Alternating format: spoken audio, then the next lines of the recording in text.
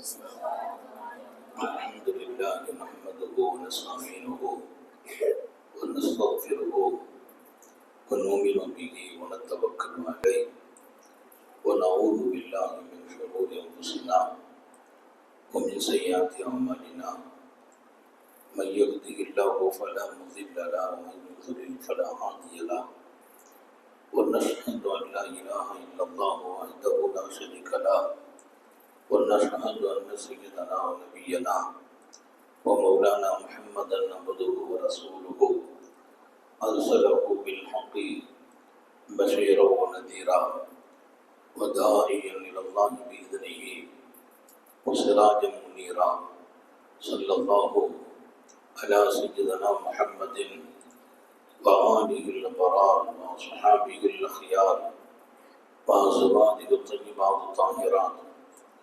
أوصيكم عباد الله وإياي أولا بتقوى الله أما بعد أعوذ بالله من الشيطان الرجيم بسم الله الرحمن الرحيم فاسألوا أهل الذكر إن كنتم لا تعلمون.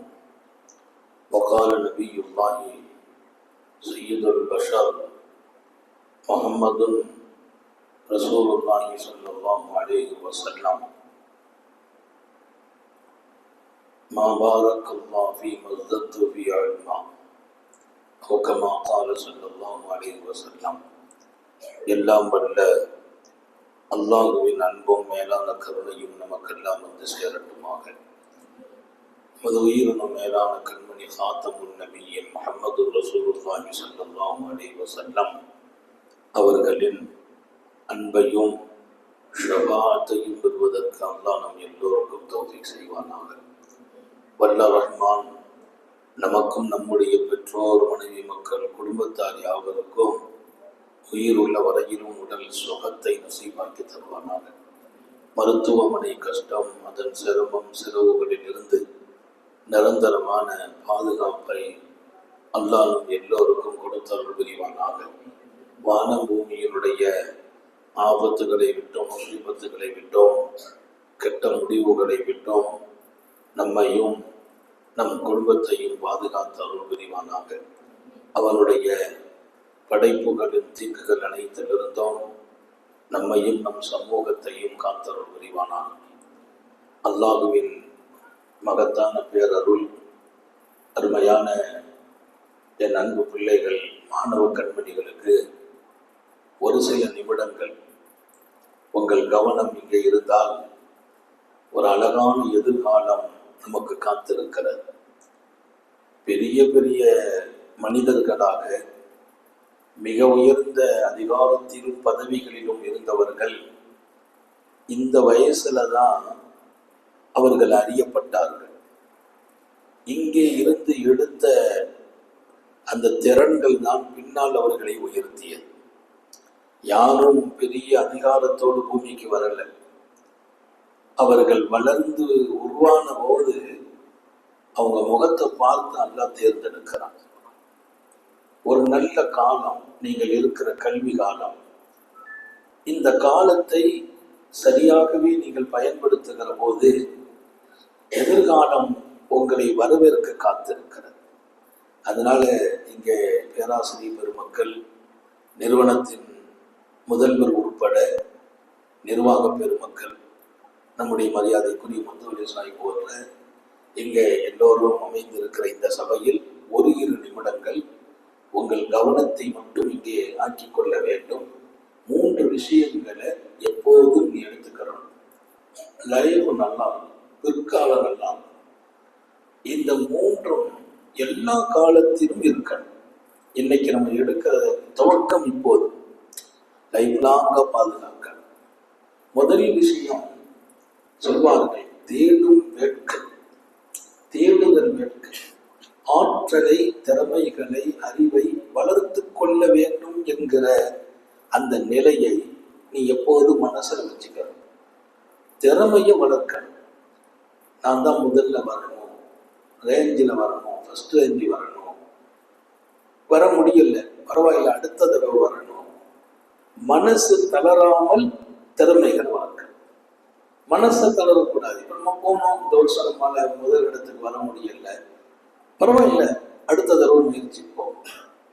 விடாமுயற்சி திறமைகளை வளர்க்கிற விஷயத்தில், அறிவு ஞானத்தை இன்னும் அதிகப்படுத்துற விஷயத்துல எப்போதுமே நமக்கு ஒரு முத்திரையை பதிக்கணும்னு நினைக்கிறோம். ஏதோ எழுதுறோம், ஏதோ பாஸ் ஆனா பரவாயில்லை, ஏதோ படிக்கிறோம், வந்தாலும் வராட்டும் அப்படின்னா இல்லை. நான் திறம்பட்டு வெளியே வரணும். முடிவெடுக்கலாமா? சொல்லுப்பா. திறமையாக நான் வெளியில வரும்போது திறமையோடு வரணும். உன் கல்வியும் ஆற்றலும் இந்த சமூகம் உன்னை காத்திருக்கிற, உனக்கு உயர்ந்த பதவியில கொண்டு உன்னை உட்கார வச்சு சமுதாயத்தினுடைய கண்ணியத்தை நீ காப்பாற்றணும். நான் ஒரு கலெக்டரா வர்றேன், சமூக கண்ணியத்தை காப்பாற்றுவதற்காக ஒரு மிகப்பெரிய போர்டிங் எல்லாம் எனக்கு கொடுக்கிறான். அதை கொண்டு என்னால் என்ன செய்ய முடியும்? இது எல்லாம் பிற்காலம். இதை உருவாக்கும் காலம் இந்த காலம். பெருமானார் தான் கேட்ட ஒரு அருமையான துவா, தினமும் என் வளர்ச்சியும் ஞானமும் கூட வேண்டும். தினமும் எனவே ஞானம் கூட, நாளுக்கு நாள் கல்வி ஆற்றலும் வளர்ச்சியும் பெருகான். அதை கேட்டது முக்கியம் இல்லமா? அதுக்கு அடுத்து சொன்னாங்க, எந்த நாளில் எனக்கு ஆற்றலும் ஞானமும் கூட இல்லையோ அந்த நாள் வாழ்க்கையில பறக்கத்தான நாள் இல்லைன்னா, அது பறக்கத்தான நாள் இல்லை.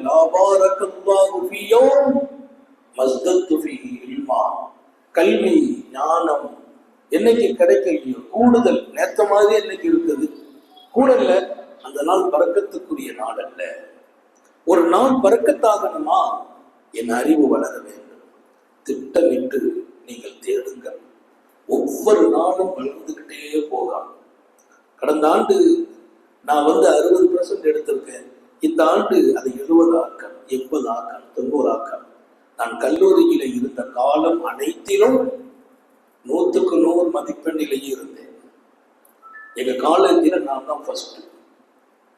நான் காலேஜை விட்டு வெளியில் வருகிற வரையிலும் காலேஜ் முதல் மாணவனாக. எங்களுடைய காலேஜில் இருந்து நான் வெளியில வர வரையிலும் நான் முதல் மாணவன். எல்லாருக்கும் கல்வியை கற்றுக் கொடுப்பேன். ஆனால் அந்த முதல் இடத்தை தக்க வைத்துக் கொண்டே வந்தோம். திறமை என்பது வளர்த்து கொண்டே போகலாம். அதுல குறைவு வரவே கூடாது. உத்தம நபி ஸல்லல்லாஹு அலைஹி வஸல்லம் கேள்வி கேட்க வைப்பாங்க தோழர்களை. தான் கேள்வி கேட்பாங்க. ஹதீஸில் நிறைய செய்தி இருக்கு, நேரம் இல்லை. நான் ஒரு 5 நிமிஷம் தான் இருந்தாலும் உங்களோடு ஒரு 3 விஷயத்தை மட்டும் பரிமாறினால் உங்க ஃபியூச்சர் நல்லா. இதை கேட்டுக்கிட்டு கதையோ பயானம் அதெல்லாம் போகக்கூடாது. இதயத்தில் சுமக்கணும். ஒரு 5 வருஷத்துக்கு பின்னாலே ஞாபகம் இருக்கணும், இந்த 3 நம்மிடத்தில் வந்து விட்டதா. நாளுக்கு நாள் வளர்ந்து கொண்டே போகணும். நான் வளருகிறேன், என் முடி வளருகிறது, என் உடல் வளருகிறது. இப்படியே இருக்க போறதில்லை, வளர்ந்துகிட்டே இருக்கிறோம். என் அறிவும் வளர வேண்டும். முடி வளரும், உடல் வளரும், அறிவு வளர வேண்டுமா இல்லையா? பெருமானார் கேட்கிறார்கள் தோழர்களை கூப்பிட்டு, எல்லாரையும் உட்கார வச்சிருக்கிறார். பெண்ணம்பெரிய தோழர்கள், சின்ன பிள்ளைங்க. புகாரி ஷரீஃப் என்று குர்ஆனுக்கு அடுத்த ஹதீஸ் கிரந்தம், அதுல வரும், தோழர்களே, இன்னமின ஷஜரி ஷஜரா, மரங்களின் உலகத்தில் ஒரு மரம். அந்த மரம் இலை பிரயோஜனமா இருக்கும், பழம் பிரயோஜனம், கனி பிரயோஜனம், காய் பிரயோஜனம், எல்லாமே பிரயோஜனம், அத்தனை பிரயோஜனம். அப்படி ஒரு மரம் இருக்குது. அதுக்கு உதாரணம் முஸ்லிம், ஒரு முஸ்லிம் மாதிரின்னா. ஏன் ஒரு முஸ்லிம் அப்படி கூப்பிட்டு காட்டுறாங்க? அவங்க பிரயோஜனம் அர்த்தம் இருக்கணும், எல்லாருக்கும் பிரயோஜனம் கொடுக்கணும். எப்ப முஸ்லிமா பிறக்கிறோமோ எல்லாருக்கும் பிரயோஜனம், எப்போதும் பிரயோஜனம். நான் இப்ப டைட்டா இருக்கேன், ரொம்ப டயர்டாகவும் இருக்கிறேன், நேரமே இல்லை எனக்கு. முதலில் வரணும்னாங்க, வந்துட்டேன், அவ்வளவுதான்.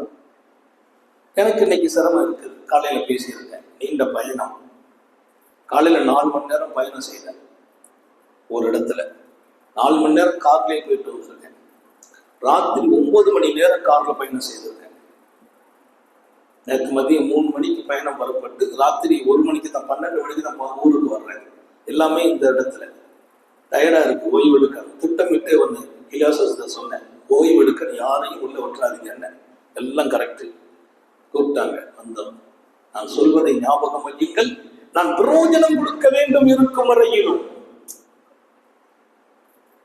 ஒரு மரம், அந்த மரத்தின் கனியும் பிரயோஜனம், காயும் பிரயோஜனம், அதுக்குள்ள இருக்கிற எல்லாம் பிரயோஜனம். அந்த மரம் முஸ்லிமுக்கு உதாரணம். ஏன் முஸ்லிமுக்கு உதாரணம்? இன்னஹா மஸ்தருல் முஸ்லிம், ஒரு முஸ்லிமுக்கு உதாரணம். ஏன்? ஒரு முஸ்லிம் எப்போதும் பிரயோஜனம் கொடுக்கணும். என் வாலிபம், என் வயோதிகம், என் இயலாமை, என் பலகீனம், என் செல்வாக்கு, என்னுடைய வறுமை, என்னுடைய செழிப்பு, எப்போது நாம் பிரயோஜனமாக தான் இருக்கணும். அல்லாஹ் அப்படி ஒரு பிரயோஜனம் உள்ள முஸ்லிமாக நம்மை ஆக்கி வைப்பானா.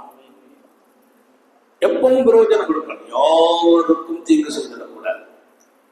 அந்த மாதிரி அந்த மரம், அது என்ன மரம்னு சொல்லுகிறேன்னு கேட்டான் நபி பெருமானார் சஹாபாக்கள்கிட்ட. அப்படியானால் கல்வி தரத்தை வளர்க்கிறார்கள், அறிவை முன்னோக்கி கொண்டு போறாங்க. அது என்ன மரம்? அந்த ஹதீஸை இமாம் புகாரி எழுதுவார். சஹாபாக்கள் அந்த கேள்விக்கு எவ்வளவு ரெஸ்பான்ஸ் பண்றாங்க. எல்லாருமே அங்க இருக்கிறாங்க, அவங்க மனசெல்லாம் காடுகளுக்குள்ளே போன. காடுகளில் அது இந்த மரம், அதா இருக்குமா, இதா இருக்குமா, இதா இருக்குமா, அப்படியே ஒரு ரவுண்ட் அடிச்சுட்டு வந்துட்டாங்க. மனதால் உடம்புங்க இருக்கு. நிறைய நேரத்தில் நாங்க பாடம் நடத்துவோம். நானும் ஒரு கல்லூரியினுடைய பிரின்சிபால், 35 ஆண்டுகள் கல்வி செய்வதை நம்ம வாழ்க்கை. மாணவர்கள் எப்படின்னா எல்லாம் தெரிஞ்சு வச்சிருக்கிறார். உங்கள்கிட்ட எப்படி பேசணும்னு தெரியும், எவ்வளவு நேரம் பேசணும்னு தெரியும். கொஞ்சம் குறிப்பிட்ட நேரத்துக்கு பின்னால நீங்க அப்படி லேசா வரைகிறீங்கன்னா நான் புரிஞ்சுக்கிடுவேன். இது ஒரு அனுபவ கல்வி. என் அன்பு பிள்ளைகளுக்கு நான் சொல்வதெல்லாம், சர்க்காரி ஆலம் கேட்ட அடுத்த நிமிடம் சஹாபாக்கள் காட்டுக்குள்ள போயிட்டாங்களாம். எங்க? உடலால் அல்ல, உள்ளத்தால். நம்ம பாடம் நடத்துவோம், பையன் திரும்ப கேட்டா என்னப்பா சொன்னேன்னு கேட்டா சில பேர் கரெக்டா கேட்கும், சில பேர் சொல்ல மாட்டாங்க. அப்படின்னா என்ன அர்த்தம்? அவங்க இல்லைன்னு அர்த்தம். அட்டெண்டன்ஸ்ல இருப்பான், உள்ளத்தால் இருக்க மாட்டான். நான் மாணவர்களை பாடம் நடத்தும் போது என் பாடத்துக்கு 2 கண்டிஷன். நான் விளக்கம் சொல்லும் போது என்ன பார்க்கணும், பாடத்தை நடத்தும் போது புத்தகத்தை பார்க்கணும். பார்வை எங்காவது வெளியில போச்சுன்னா அந்த பாடத்தை ஸ்டாப் பண்ணிடுவேன்.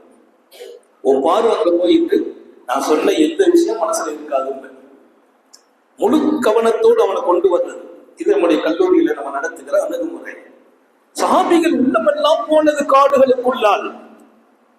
எந்த மரம்? எந்த மரம்? கடைசியா அவங்க முடிவுக்கு வந்தால் அதிசயமாக சொல்லுங்கள், தெரியல, தாங்களே சொல்லுங்கள், தாங்களே சொல்லுங்கள் பெருமானார் சொன்னாங்க. அதுதான் சில நேரத்துல எல்லாம் பக்கத்துல இருக்கும், எங்கேயே தேடுவோம். அதுதான் பேரிச்ச மரம். பேரிச்ச மரம் எல்லா ரூட்லயும் இருக்கு, எல்லார் வீட்லயும் இருக்கு. துன்யா ஊர இருக்கிற மரத்தை யோசிக்காங்களா, அந்த மரத்தை விட்டுட்டாங்க. பேரிச்ச மரம், அதன் காய் விரோஜனம், கனி விரோஜனம், அதன் கொட்டை கூட விரோஜனம். பேரிச்சம் கொட்டை, அதுல இன்னைக்கு தூள் பண்றாங்க.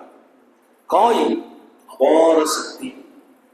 நோம்பு திறக்கும் போது பேரிச்சம் கனி வச்சு தரங்கன்னாங்க. ஏன்?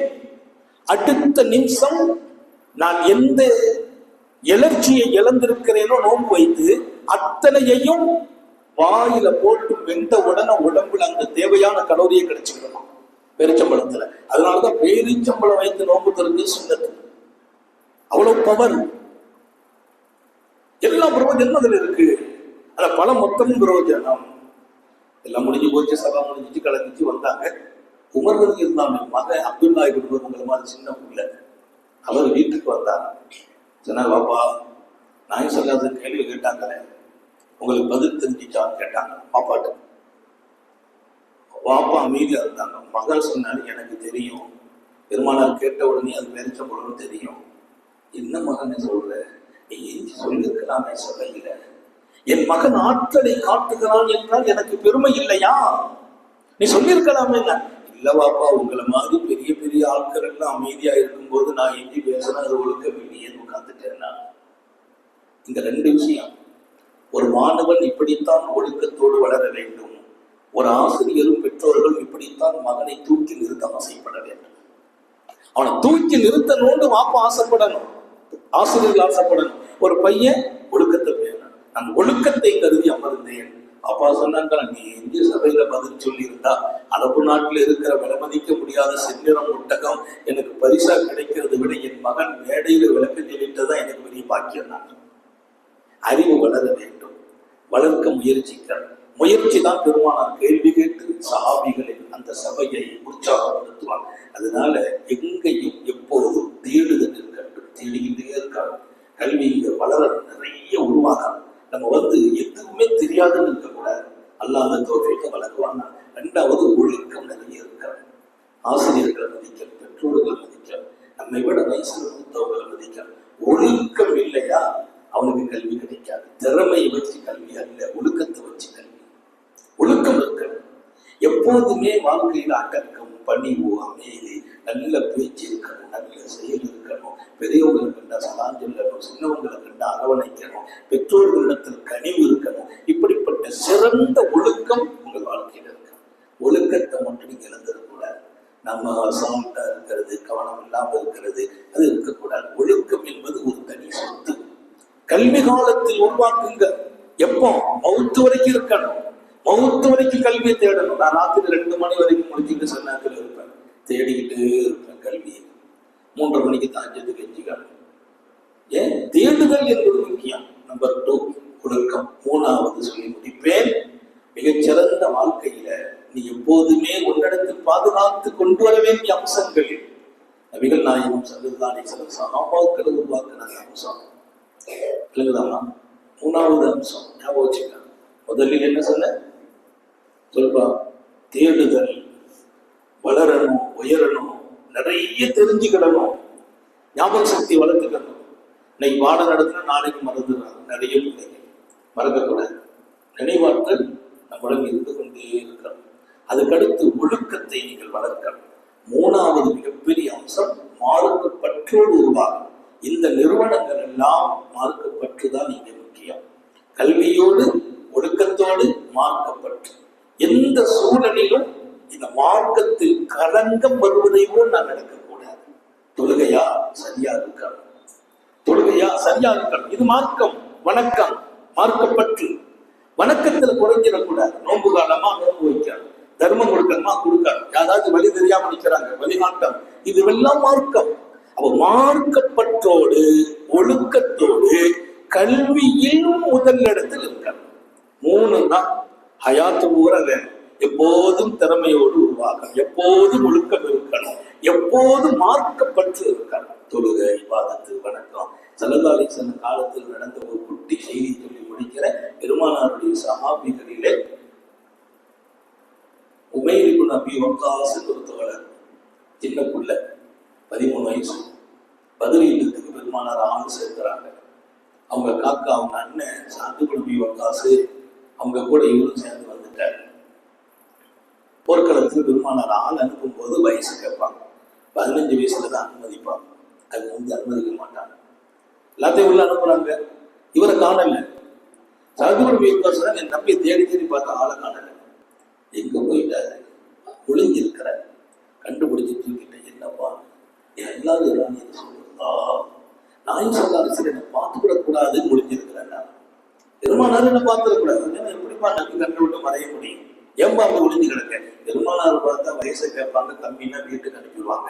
எனக்கு மனசெல்லாம் ஆசையா இருந்தது, இந்த போர்க்களத்தில் அல்லாஹ் கலந்து கொள்ள வேண்டும். 13 வயசுல இருந்து மார்க்கப்பட்டு பெருமானார் கண்ணில் கூட படக்கூடாது. ஏன்னா நபி சின்ன வயசு பிள்ளையில உள்ள விட மாட்டாங்க. ஆனா எனக்கு ஆசை, இஸ்லாத்தின் முதல் யுத்தம் இது, போர்க்களம், பதில், நானும் கலந்து வீரனாக இருக்க வேண்டும். இந்த பற்று உங்களுக்கு வேண்டும். தீனுக்காக நான் என்ன செய்தேன்? நான் இப்போதே தயாராக மார்க்கத்துக்காக நல்ல சேவை செய்யணும், நல்ல உதவி செய்யணும். மார்க்கம் எங்கேயும் பழுதுபடாமல் மார்க்கத்தை பாதுகாக்கணும்.